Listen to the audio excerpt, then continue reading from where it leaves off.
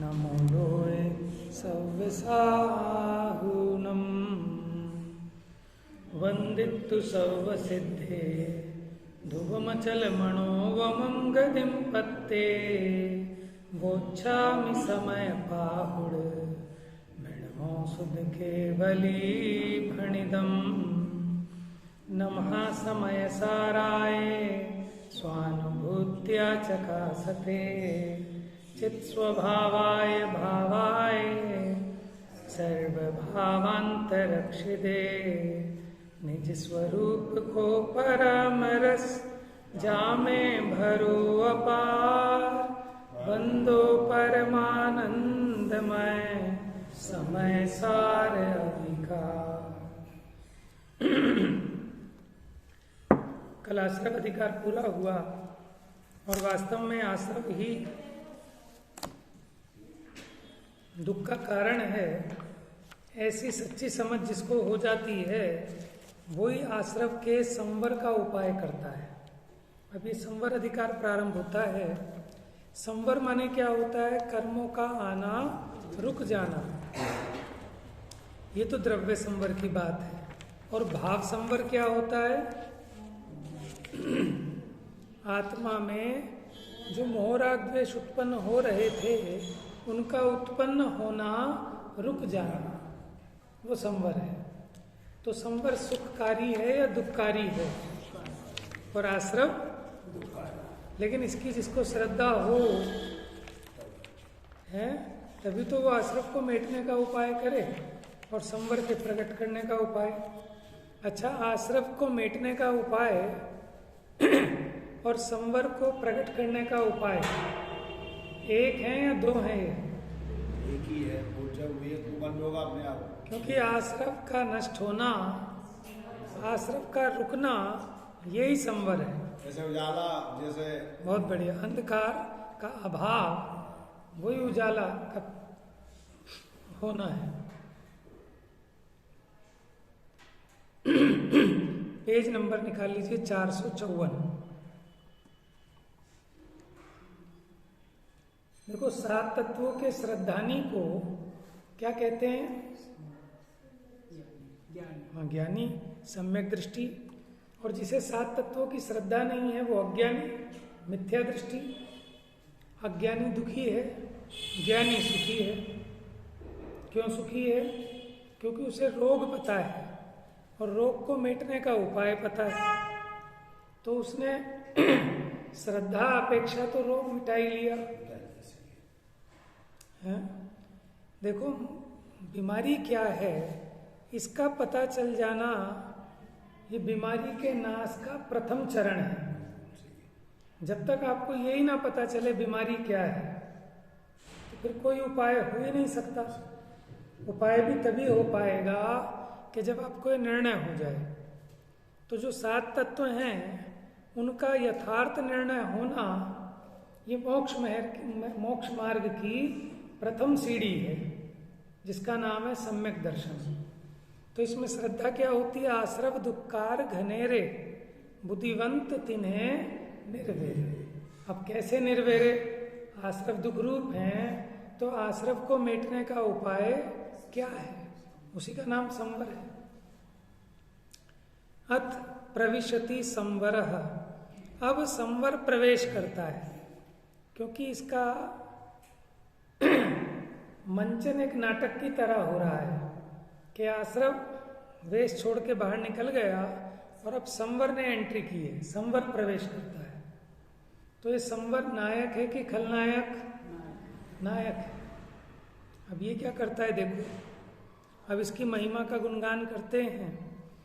आसंसार विरोधी संवर जयी कांतावलिप्ताश्रव न्यक्कारात् प्रतिलब्ध नित्य विजयम् सम्पादयत् संवरम् व्यावृतं पररूपतो नियमितं सम्यक् स्वरूपे स्फुरत् ज्योतिश्चिन्मयमुज्ज्वलं निजरस प्राग्भारमोजृम्भते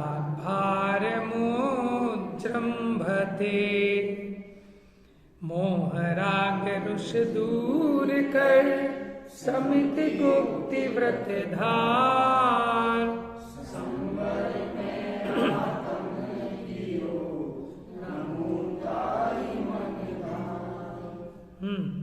दोहे में क्या कहते हैं? जयचंद जी छाबड़ा ने लिखा है दोहा, मोह राग रुष। रुष माने क्या होता है? द्वेष। तो मोह राग द्वेष दूर करी समिति गुप्ति व्रत धार। क्या है? गुप्ति समिति धर्मानुप्रेक्षा परिचय जय चारित्र्य है। ये क्या है? ये संवर के कारण है, आश्रव को रोकने के उपाय हैं। तो जिसने समिति गुप्ति व्रत पारी माने पालन किया, संवरमय आत्म कियो, आत्मा को संवर रूप किया, नमु ताहि मन धार। माने किसकी बात है यहाँ? मुनिराजों की, मुनिराज की। बहुत बढ़िया है ना। मुनिराजों को याद किया क्योंकि उनका आत्मा संवर रूप है, उन्होंने कर्म के आश्रय को रोका है। प्रथम टीकाकार आचार्य देव कहते हैं कि अब संवर प्रवेश करता है। आश्रव के रंग भूमि में से बाहर निकल जाने के बाद अब संवर रंग भूमि में प्रवेश करता है। यहाँ पहले टीकाकार आचार्य देव सर्व स्वांग को जानने वाले सम्यक ज्ञान की महिमा दर्शक मंगलाचरण करते हैं। देखो, संवर प्रकट करने का कारण भी ज्ञान है, तो इसलिए सबसे पहले उस ज्ञान की महिमा, सम्यक ज्ञान की महिमा करते हैं। देखो, इतनी खूबसूरत ये सब चीजें हैं, लेकिन इनसे भी खूबसूरत चीज क्या है कि प्रकाश। अगर ये प्रकाश नहीं होता तो ये काहे की इनकी खूबसूरती दिखती। और इस प्रकाश से भी खूबसूरत चीज है मेरी आंखें। अगर ये आंखें सही नहीं होती तो ये प्रकाश का क्या करते हैं? जिसकी आंखें ही नहीं है उसे सूर्य का प्रकाश भी क्या करे, है ना। और जहाँ सूर्य का प्रकाश ही नहीं है, बहुत सुंदर अद्भुत बढ़िया बढ़िया चीजें हों तो क्या दिखे। और इस आंखों से भी बढ़िया है अपना ज्ञान। अगर ज्ञान ना हो तो ये आंखें भी क्या करें। और उस ज्ञान से भी बढ़िया है अपना सम्यक ज्ञान। देखो, समझना बात को। माने आपका ज्ञान आंखों के माध्यम से जान तो रहा है, लेकिन आपके ज्ञान को ये खबर नहीं है कि मैं ज्ञान स्वरूपी हूं। ये सारी लीला एक ज्ञान की है, ये आपको खबर नहीं है। इसलिए हम किस में आसक्त होते हैं? अरे देखो कितना बढ़िया झरना, कितनी बढ़िया सीनरी है, कितनी बढ़िया हरियाली, कितने बढ़िया पहाड़, उन पे रीझ रहे हैं। क्यों? कि सम्यक ज्ञान नहीं है। ये जीव को सम्यक ज्ञान हो तो अपने ज्ञान स्वभाव की महिमा है। समझ में आया? वो नदी पर्वत पहाड़ की नहीं, किसकी महिमा है? ज्ञान की। ये सम्यक ज्ञान है। तो इम्पोर्टेंट है सम्यक ज्ञान। आपके पास ज्ञान तो है, लेकिन आपको इस बात का ज्ञान नहीं है कि मैं ज्ञानमयी हूं, मैं अपने ज्ञान से जानता हूं। सारी महिमा ज्ञान की है, आपको पता ही नहीं है। इसका नाम है मिथ्या ज्ञान। और आपको अपने ज्ञान की खबर लग गई, समझ में आया कि मैं मेरे ज्ञान से ही आनंद रूप हो सकता हूं, अन्य कोई दूसरा उपाय नहीं। मैं अपने ज्ञान का ही करता हूं, ज्ञान का ही भोगता हूं, ज्ञान में ही रहता हूं, ज्ञान का ही आनंद है। ये पता चलना, इसका नाम सम्यक ज्ञान है। इसलिए सम्यक ज्ञान की महिमा मंगलाचरण के रूप में गाते हैं।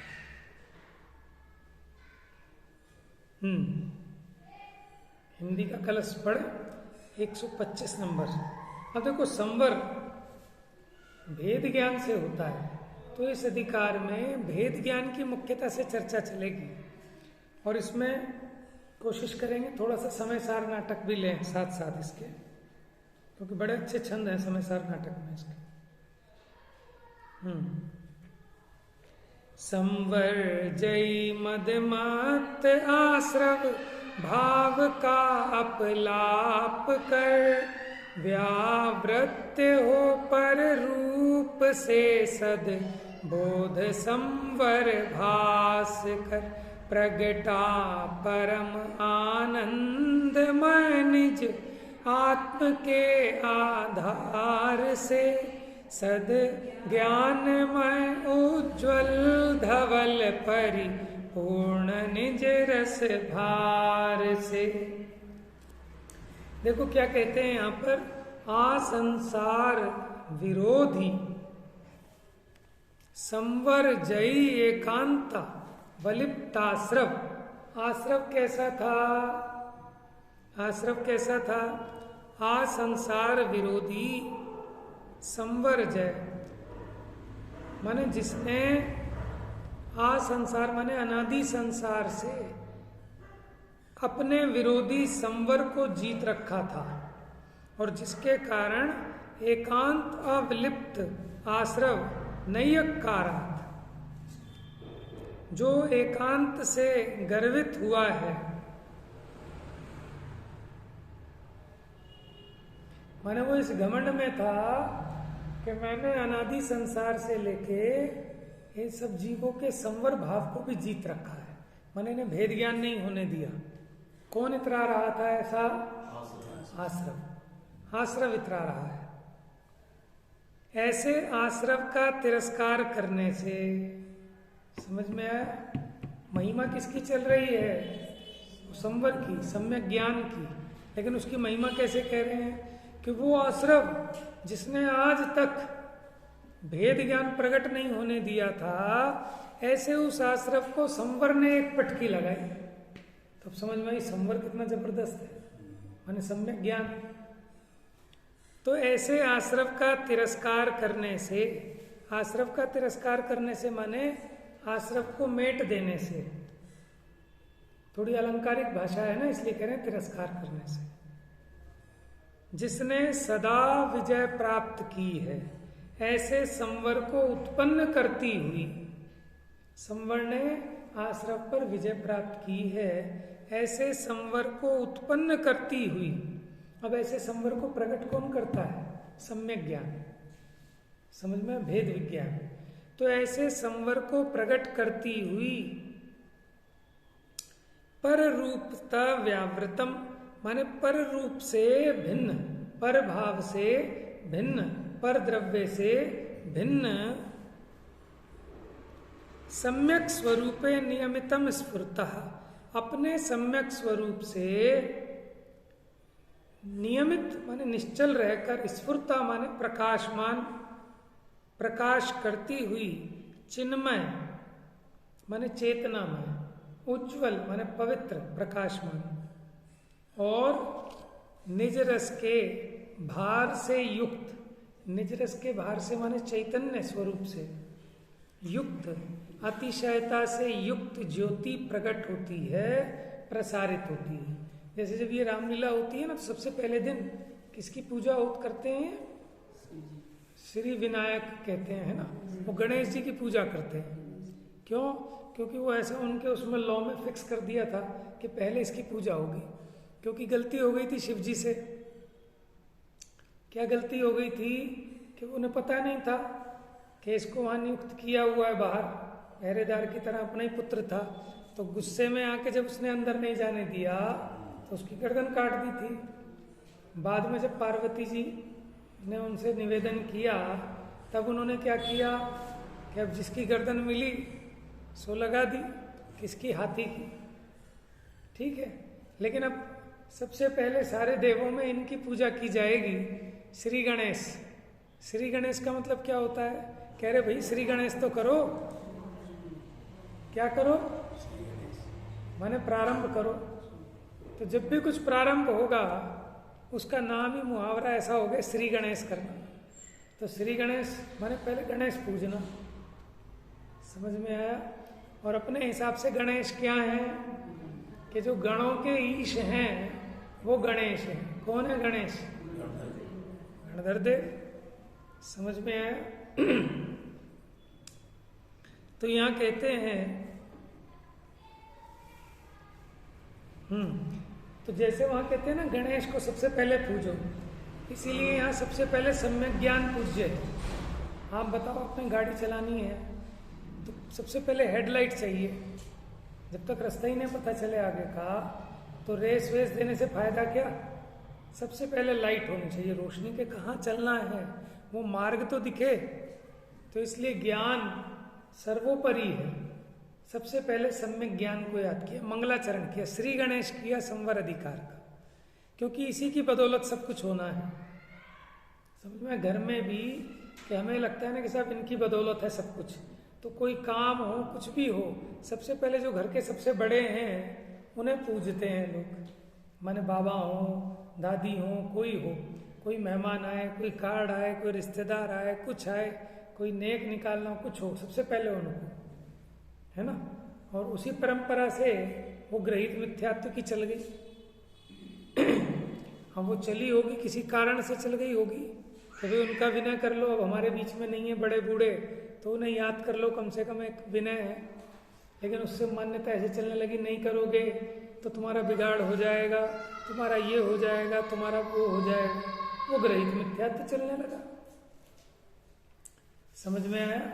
देखो, मानो अपने बाबा जी गुजर गए, अब कोई भी खुशी का मौका आता है, कुछ आता है, तो हमें उनकी याद आती है। ये ग्रहित मिथ्यात्व नहीं है। समझ में आया। जैसे माने घर में कोई बच्चा नहीं है और मेहमान आए हैं, तो उसका भी तो टीका देके जाते हैं कि भाई उस बच्चे का गिफ्ट है नहीं ना, जब आएगा तब ठीक है। तो अब ये क्या कि माने अपने घर के बड़े बूढ़े जो है नहीं, उनको भी खुशी के मौके पे इसको याद आ जाती है। वो ग्रहित मिथ्यात्व नहीं है। लेकिन उससे हमने जो पूजना, करना, निकालना और अंदर में वो भय, अगर ऐसा नहीं करेंगे तो ऐसा हो जाएगा, वैसा हो जाएगा, ये हो जाएगा, ये सब ग्रहित मिथ्यात्व है। समझ में आया। एक बार क्या हुआ कि गांव में शादी होनी थी, तो वहां बिल्ली बिल्ली होती थी, खुले आंगन, दुनिया भर की बिल्ली होती थी, कभी दूध पी जाए, कभी कुछ कर दे। तो वहां क्या किया कि अम्मा जी ने उसके ऊपर टोकरा ढक दिया, भाजी का टोकरा होता है ना, वो खाली टोकरा, उसको उल्टा ढक दिया। किस लिए? ताकि इधर उधर हैरान परेशान ना करे बिल्ली। ठीक है। अब हो गए 10-20 साल, अम्मा जी तो मर गई, अब बहू सास बनने वाली थी, इसके यहाँ भी शादी थी। तो कहती पहले टोकरा तो लिया और बिल्ली तो लाओ पहले ढूंढ के, बिल्ली के ऊपर टोकरा ढकना है, तभी तो आगे का प्रोग्राम होगा। तो अब ये कहाँ से आ गया? ये ग्रहित मिथ्यात्व हो गया। वो जो अम्मा जी ने ढका था वो ग्रहित मिथ्यात्व नहीं था, लेकिन अब ये जो बहू अब ये जो कर रही है, ये ग्रहित मिथ्यात्व हो गया। बात समझ में आ रही है? ऐसे ही पीपल पूजना, तो पीपल पूजने का मतलब ये होता है कि उसकी रिस्पेक्ट करो, कदर करो। कि एक पीपल का पेड़ ऐसा है कि जो दिन में तो ऑक्सीजन देता ही है, रात को भी देता है। और ये पौधे, पेड़ पौधे ऐसे हैं कि कुछ आपसे मांगते नहीं, इनकी कोई मेंटेनेंस नहीं चाहिए, जहां मर्जी उग जाते हैं। ठीक है ना। और आपको जीवन दान देते हैं, इतनी ऑक्सीजन देते हैं, इसलिए कम से कम भैया इसे ना काटो, इन्हें पूजो, ये पूजने लायक है। तो लोग इसे ना काटें, इसके लिए लोगों ने उस समय कुछ भय उत्पन्न किया होगा, डराया होगा कि इस पे भूत खा जाएगा अगर तू इसे काटेगा तो लोगों ने यही समझ लिया कि पीपल का पेड़ मतलब भूत है इस पे। तो जिस किसी घर में पीपल का पेड़ हो, वो प्रॉपर्टी बिकती नहीं है। क्यों? कि लोग कहते भैया कुछ हो जाएगा, इस पे तो भूत रहता है। वही वैसे तो देखो महाहिंसा है। अगर आप एक पेड़ काटते हैं तो उस पेड़ के आश्रय से अनंतानंत जीव राशि, सूक्ष्म तो सूक्ष्म, पंचेंद्रिय तक भी रहते हैं उसके आश्रय से। तो महाहिंसा होती है, और जितना ऊपर है उतना ही अंदर भी होता है। समझ में आया? तो ऐसी चीज में तो कभी मत पड़ना, चाहे कितना ही लाभ होता हो, क्योंकि कटवाना पड़ेगा आपको। और लीगली भी माने वो सजा है, उस पर आप कटवा नहीं सकते किसी पेड़ को गवर्नमेंट की तरफ से। तो मैंने वहां वो निषेध किया होगा कि भाई ये लाभदायक चीज है, लोग इसको नुकसान ना पहुंचाएं, लेकिन उस पे से ऐसी तो जितने भी ग्रहित मिथ्यात्व चल रहे हैं, अगर आप इन्हें तर्क की कसौटी पर कसें तो इनके अंदर में आपको मिलेगा कि कोई ना कोई रीजन था कि बड़े बूढ़ों ने इस समय कुछ ऐसा कह दिया, लेकिन उन्होंने नहीं सोचा था कि हमने तो ऐसी बहकाया है और आगे जाके लोग इसे परंपराएं मना लेंगे। और इसको पूजने लगेंगे, उन्हें नहीं पता था या उतना वो सोच नहीं पाए। कुआं पूजना, चाक पूजना, ये सब ग्रहित मिथ्या, ये सब ग्रहित मिथ्या, ये सारी जगह चलती आ रही है। गाँव में शादी वगैरह होती तो कुएं पे भी आते हैं पूजा। यहाँ भी तो चलता ही है, यहाँ नल पे चले जाते हैं, चाक पकड़ लेते हैं, कुछ करते तो यहाँ भी यही है। तो अब चक्कर क्या है कि पानी की उस समय किल्लत रहती होगी कि कोई कुआं किसी ने खुदवाया, कुछ किया तो उसका सम्मान करने जाते होंगे, भैया जिसका एक कुआं है उसकी वजह से सब कुछ हो पा रहा है, कुछ ना कुछ ऐसे रीजन रहे होंगे। अब वो परंपरा ऐसी चल गई, कुआं पूजो, जैसे चाक है कुम्हार का, ठीक है, उसका सम्मान है कि उससे रोजी रोटी चलती है, जो कुछ भी था कुछ कारण होगा, कुम्हारों का शहर होगा या जो भी होगा, तो उस बहाने वो परंपराएं चलती चली। कोई मतलब ही नहीं चाक पूजने का।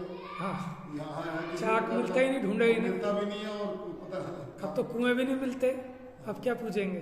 वो नल पूज लेते हैं ना। नल है ना। इसलिए कुएं बाजार ज्यादातर बंद हो गए, लोग वो सामान डाल लेते कीड़े उसमें। हाँ, जीव तो पहले परंपरा कार्डों पे छप के आता था कुआं पूजन, अब मुमुक्षुओं में तो चेंज हो गया, अब तो वो लिखने लगते हैं मंदिर पूजन। उस्मानपुर जैन मंदिर का इसलिए तो बंद हुआ, वो लोग उन्होंने डालने लगे सामान, तो बंद करा दिया फिर।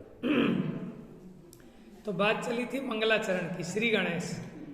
तो यहाँ श्री गणेश किससे होगा कि जो अपना सबसे काम का है, सबसे ज्यादा लाभदायक है, उसी से तो श्री गणेश करेंगे, उसी को तो सबसे पहले याद करेंगे। तो मोक्ष मार्ग के प्रकरण में सर्वप्रथम सम्यक ज्ञान, तो सम्यक ज्ञान माने भेद विज्ञान, उसी से पूरा मोक्ष मार्ग चलता है। भावार्थ देखो, अनादि काल से जो आश्रव का विरोधी है, ऐसे संवर को जीतकर आश्रव मद से गर्वित हुआ है। क्या आप ये कहोगे कि अनादि से तो संवर है ही नहीं, तो उसको जीता कैसे? कि जीतने का मतलब है कि उसको पैदा ही नहीं होने दिया। संवर आज तक अपनी परिणति में प्रकट नहीं हुआ, इसी का नाम है कि संवर को जीत रखा है आश्रम ने। उस आश्रम का तिरस्कार करके उस पर जिसने सदा के लिए विजय प्राप्त की है, ऐसे संवर को उत्पन्न करता हुआ, देखो उस आश्रम पे विजय प्राप्त की है भेद विज्ञान में, सम्यक ज्ञान में, और उस सम्यक ज्ञान ने ही संवर को पैदा किया है। तो ऐसे संवर को उत्पन्न करता हुआ समस्त पर रूप से भिन्न, माने पर से भिन्न, अपने स्वरूप में निश्चल ये चैतन्य प्रकाश, माने वो सम्यक ज्ञान, निज रस की अतिशयता पूर्वक, माने उसका स्वभाव ही ऐसा है अतिशय, उदय को प्राप्त हुआ है। माने सम्यक ज्ञान मेरी परिणति में प्रकट हुआ है, उसकी जय हो, माने वो सदा जयवंत रहे, बना रहे। जय का मतलब होता है जीता रहे। पुराने लोग आशीर्वाद देते थे ना, जीते रहो, उसी का मतलब है जय रहो। महाराज की जय हो, जय हो माने विजय हो, ठीक है, माने इनकी हमेशा ही वो बनी रहे। तो ऐसे हम कहते भगवान महावीर स्वामी की जय हो। जय हो मतलब वो हमेशा जीते रहे। कहा? मेरी परिणति में, मेरे ज्ञान में, मेरे ध्यान में, है ना। वे वर्धमान महान जिन विचरे हमारे ध्यान में, तो हमारे ध्यान में हमेशा बने रहे, इसी का नाम है जय हो। उनकी जय की उन्हें जरूरत नहीं है, हमें जरूरत है। चलिए आगे बढ़ते हैं। अब ये बड़ी इंपॉर्टेंट गाथाएं और बड़ी फेमस गाथाएं हैं समय सार की, 181, 82, 83, इसे कहते हैं भेद विज्ञान की गाथा, ठीक है। इसमें राग और ज्ञान, उसमें भेद ज्ञान कराएंगे, ठीक है। उपयोग उपयोग में है और क्रोध क्रोध में है। ये जीव क्रोध को अपना स्वरूप माने बैठा है, लेकिन इसने अपने उपयोग को पहचाना नहीं, इसलिए ये क्रोध आदि, खाली क्रोध ही नहीं लेना, क्रोध, शरीर, संयोग, ये सब ले लेना। इसमें अंदर की तरफ से भेद ज्ञान चालू किया, लक्षण से भेद ज्ञान होगा दोनों में। तो तो भेद ज्ञान की चर्चा चलेगी 181, 182, 183 में। न ज़्यादा समझना है न कम समझना है, जैसा है वैसा समझना है, उतना ही समझ में आ जाए तो काम हो जाएगा। चलिए, आप भी ध्यान देना, मैं भी ध्यान दूंगा। कोई चीज़ समझ में नहीं आए तो आप पूछ सकते हैं, मैं भी पूछूंगा। जो भी आपको क्वेश्चन हो आप पूछना बीच में। संवर अधिकार के प्रारंभ में ही श्री कुंदकुंद आचार्य सकल कर्म का संवर करने का उत्कृष्ट उपाय, माने समस्त कर्मों का संवर करने का उत्कृष्ट उपाय क्या है? भेद विद्या। क्या है? तो आप पूछोगे कोई निकृष्ट उपाय भी होगा, कोई मध्यम उपाय भी होगा। उत्कृष्ट उपाय तो भेद विज्ञान है, तो क्या कोई और मध्यम उपाय भी है, कोई निकृष्ट उपाय भी है क्या? कि भैया उपाय तो यही है, एक ही उपाय है और यही उत्कृष्ट है। समझ में आया? मैंने इसमें लग रहा है ना कि कोई भाई साहब हमें तो निकृष्ट बता दो, हम तो उत्कृष्ट उपाय नहीं कर पाएंगे, तो कोई निकृष्ट बता दो। कि यहाँ उस सेंस में बात नहीं है। ये जो उपाय है भेद ज्ञान वाला, ये उत्कृष्ट कार्य है सुखी होने के लिए, और कोई दूसरा उपाय नहीं। कल बताया था, जे पूरब शिव गए जाही अरु आगे जई हैं, सो सब महिमा ज्ञान तनी। कौन कह रहे हैं? मुनिराज नहीं, मुनिनाथ। अंतर है ना मुनिराज और मुनिनाथ में। मुनिनाथ कहे, मुनियों के नाथ तो सर्वज्ञ भगवान है, केवली भगवान। गाथा पढ़ते हैं और एक एक लाइन समझ समझ के पढ़ना, ताकि अच्छे से समझ में आ जाए एक बार में।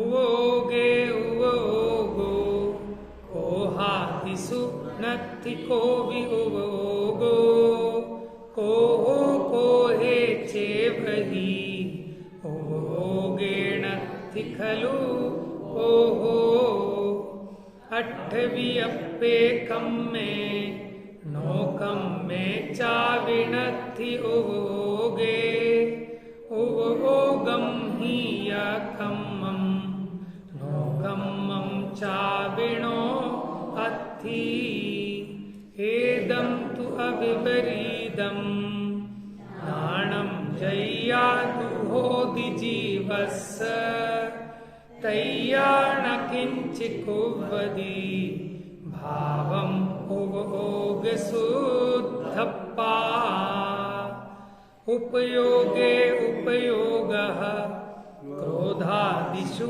नास्ति कोऽप्योपयोगः क्रोध क्रोधे चैव हि उपयोगे नास्ति खलु क्रोधः अष्टविकल्पे कर्मणि नो कर्मणि चापि नास्त्युपयोगः उपयोगे च कर्म नो कर्म चापि नो अस्ति एतत्त्व विपरीतं ज्ञानं यदा तु भवति जीवस्य तदा न किंचित् करोति भावमुपयोग शुद्धात्मा उपयोग में उपयोग को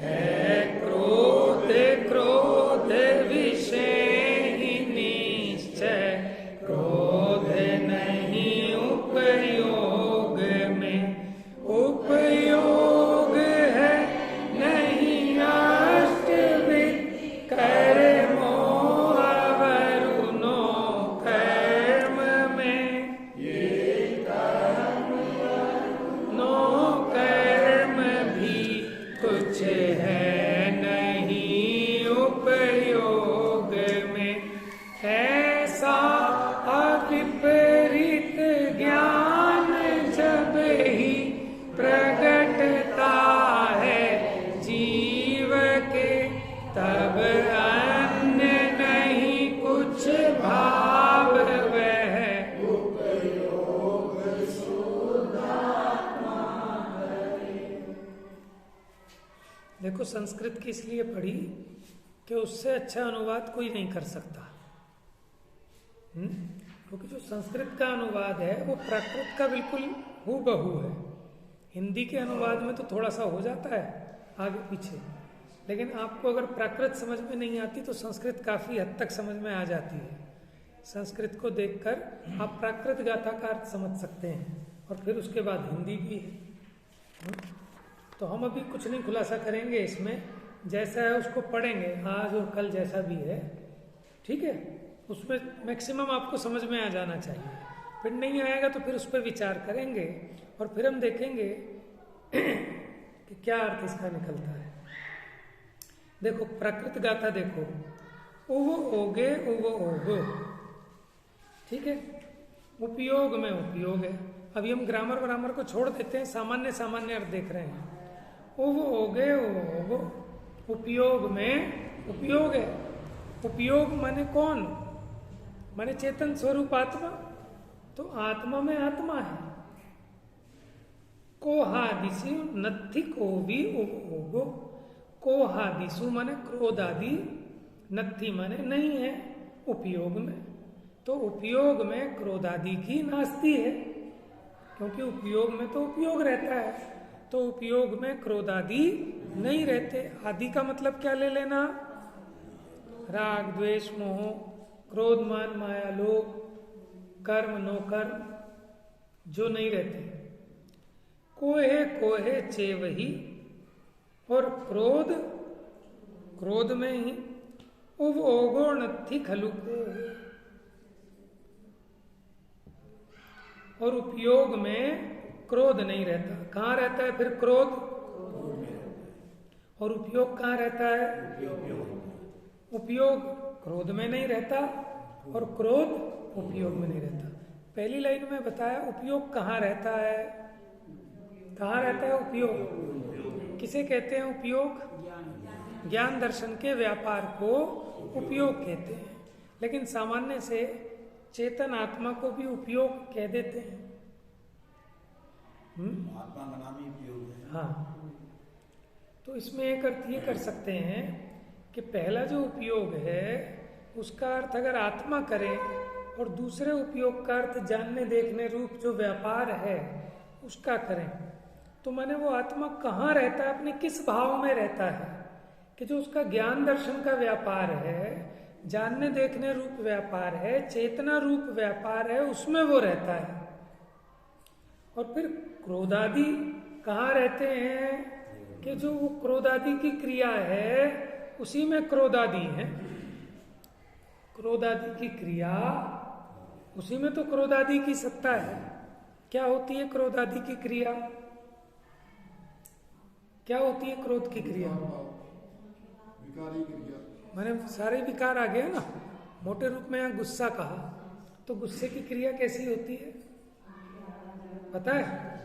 विभाव भाव हुआ ना, कसाय रूप। हाँ, कैसी क्रिया होती है? करते हैं ना कि मुंह फूल जाता है, आंखें त्योरियां चढ़ जाती हैं, ठीक है, माने माथे पे सल पड़ जाती है, चेहरा लाल हो जाता है, नसें फड़फड़ाने लगती हैं। ये किसकी क्रिया है? क्रोध की क्रिया है।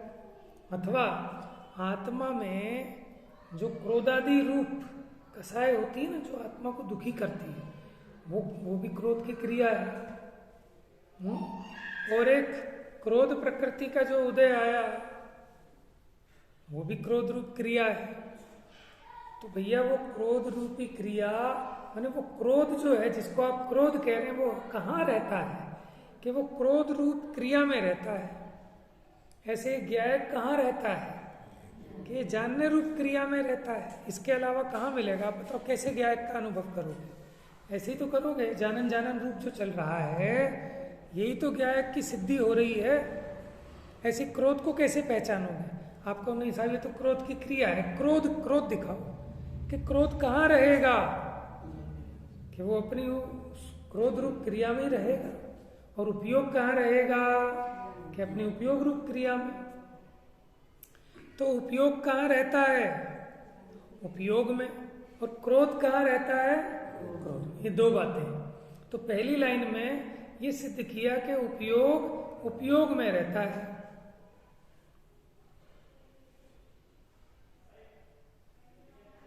और क्रोध आदि में उपयोग नहीं रहता। क्यों नहीं रहता क्रोध आदि में?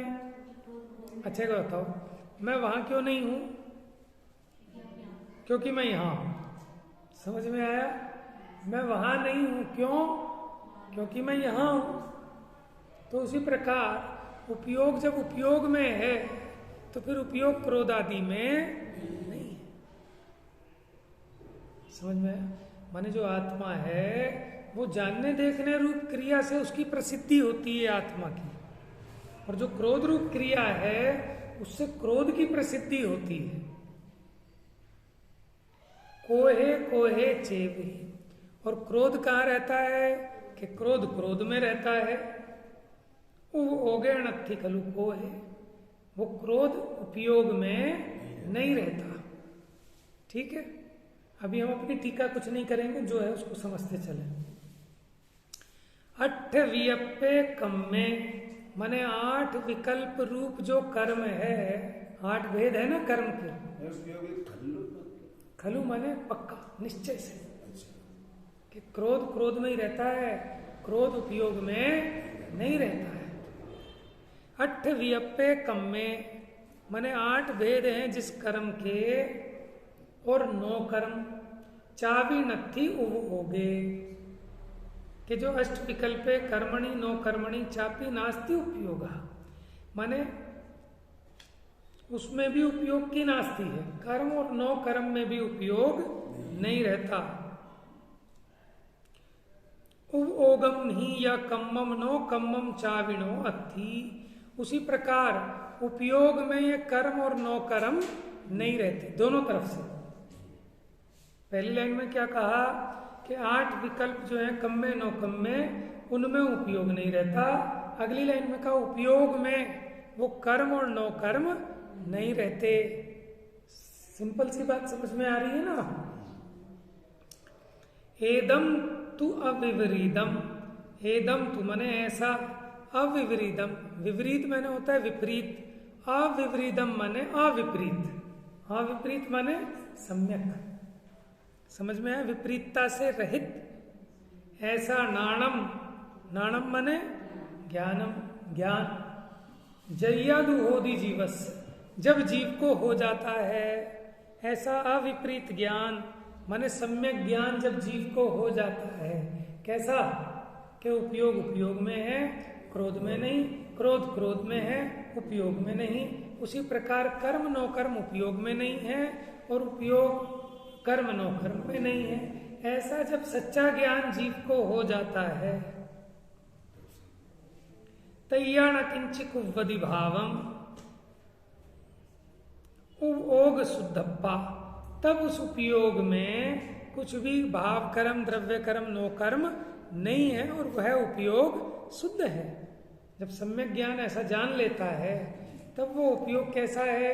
क्योंकि मिथ्या ज्ञान तो कर्म 9 कर्म सबको एक अपने में समेट कर जान रहा था, देख रहा था, तो विपरीत ज्ञान था। और जब सम्यक ज्ञान होता है तो वहां तो उपयोग शुद्ध दिखेगा। शुद्ध माने पर से भिन्न, जो क्रोधादिक पर हैं उसकी आत्मा में नास्ती है, ऐसा उसको जब दिखाई देगा तब ये उपयोग शुद्ध है।